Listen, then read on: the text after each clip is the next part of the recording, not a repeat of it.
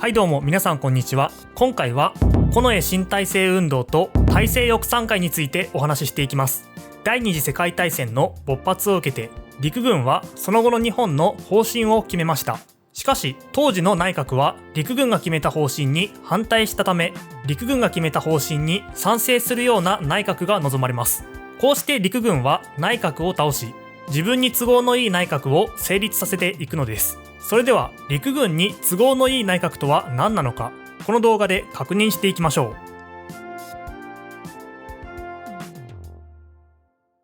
陸軍によって内閣が倒れた。そうなると次の総理大臣には陸軍が納得するような人物が選ばれます。こうして名前が挙がってきたのが近衛文麿。近衛自身も近い将来総理大臣を任されるだろうと予測しており、心の準備は整っていました。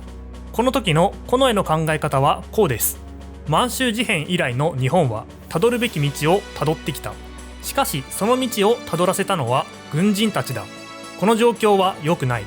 軍人が日本の行き先を決めるのではなく、政治家が日本の行き先を決めるべきだ。つまり政治家は軍人の先手を打ち、道を切り開かなければならない。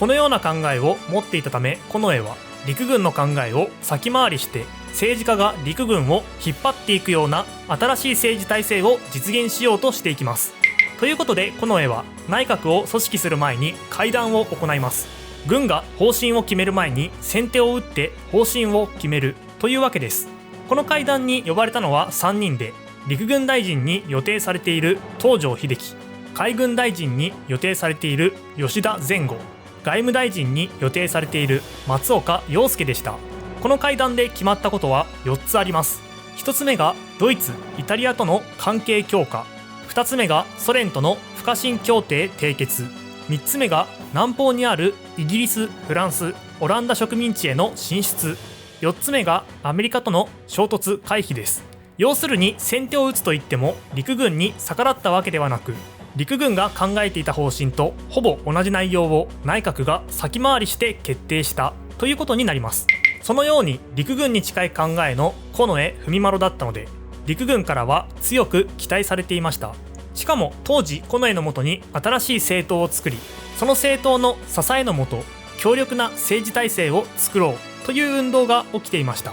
この頃に陸軍で力を持っていた武藤明は日中戦争を終わらせたい、そのためには強力な政党の支援が必要だと考えていたため、近衛のもとに新しい政党を作ることに賛成です。近衛になら政治を任せられる、政治はその政党に任せ、陸軍は軍事に専念しようという考えだったのです。ということで武藤明は陸軍の国策を実行に移すなら内閣を全面的に支えると近衛に伝え、近衛はその申し出を受け入れました。こうして内閣と陸軍が同じ方向を向き、力強い政治が目指されていったのです。ではそんな陸軍の国策とはどのようなものだったのかを確認しましょう。その国策は主に3つの柱から成り立っており、1つ目が国外、2つ目と3つ目が国内の話になっています。1つ目の大東亜新秩序というのは、今まで考えていた日本、満州、中国の東亜新秩序を拡大し、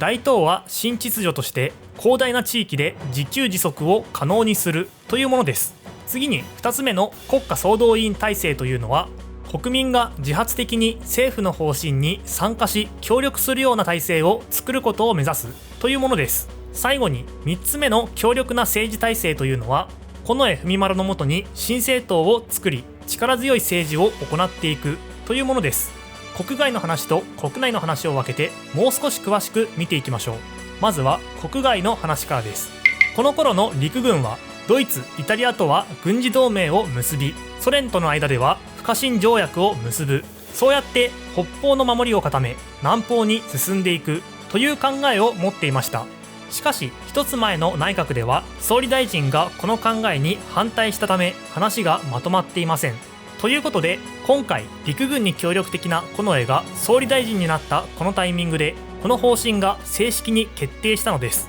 とはいえ南方に進むのはイギリスがドイツに負けた時と決められていました。なぜならこの時日本はアメリカとの戦争は何としても避けなければいけないと考えており、もしもイギリスが崩壊したならばわざわざイギリスの植民地のためにアメリカが日本と戦争するようなことはないだろうと考えたからです。こうして南方への進出が決まったとなると、その方針には大義名分が必要です。こうして陸軍は東アジアの民族は欧米列強によって奴隷のように扱われてきた。そのような状態から解放するのが日本の使命である。この戦いは聖戦であると考えるようになっていきます。ところが実際のところは南方の資源を獲得することが目標で、事実この戦いを始める前から南方から資源を輸入する対価として日本が工業製品を輸出する力を持っていないことは分かっていました。つまりこれは日本が東アジアを解放してやる、だから東アジアは資源を提供しろという話であり、一方的な資源の搾取が行われるということは当時から分かっていたのです。さて、こうして方針が決まったならば早く行動しないといけません。ということで外務大臣の松岡洋右はドイツに日本が決めた勢力圏を認めさせようと考えます。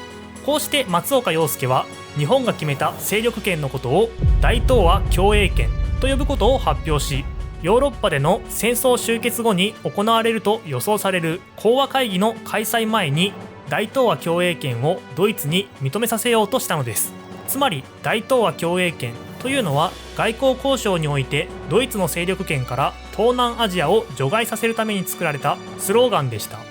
ここまでが国外の話で、ここからが国内の話です。国家総動員体制と強力な新政治体制はお互いに深く関連しているため、一緒にお話を進めていきます。先ほども言った通り、この頃には近衛のもとに新しい政党を作り、その政党の支えのもと強力な政治体制を作ろうという運動が起きていました。この運動は様々な勢力からの期待を背負っています。まず近衛文麿は、安定した政権運営のためには政党が必要だと考えており、力強い新政党によって国民からの参加協力体制を作り、陸軍をリードすることを期待していました。次に陸軍としては近衛文麿を擁立して強い政治指導力を持つ一国一党組織を作り、陸軍の国策を実現させることを期待していました。最後に、すでに力を失っていた各政党は、この新体制運動こそ我々が力を取り戻すための道だ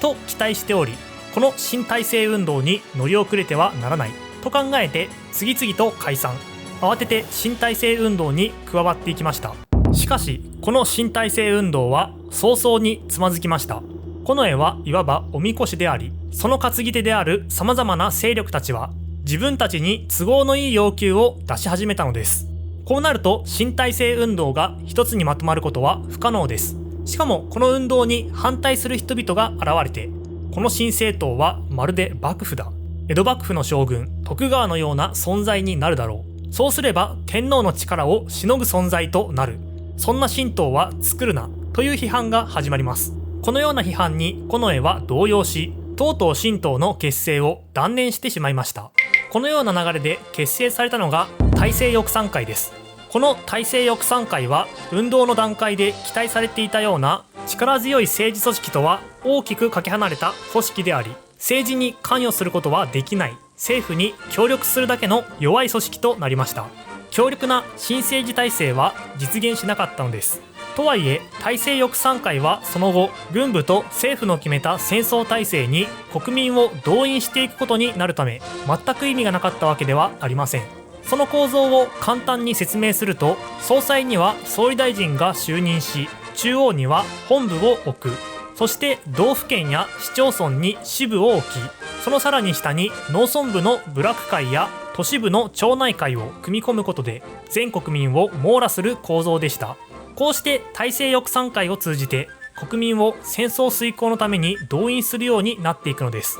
例えば政府の命令により出征兵士の見送りや防空演習、貴金属の回収などが行われていきます。また戦争に反対する人や軍に反対する人などを警察へ密告することを強要されたため、国民はお互いを監視するようになっていきます。その上、日常の生活物資である食品や医療、燃料などの配給はこのルートを通じて行われたため、国民は嫌でもこの組織に組み込まれなければいけませんでした。このようにして大政翼賛会は国民を戦争に動員し、国民の思想を監視するようになっていくのです。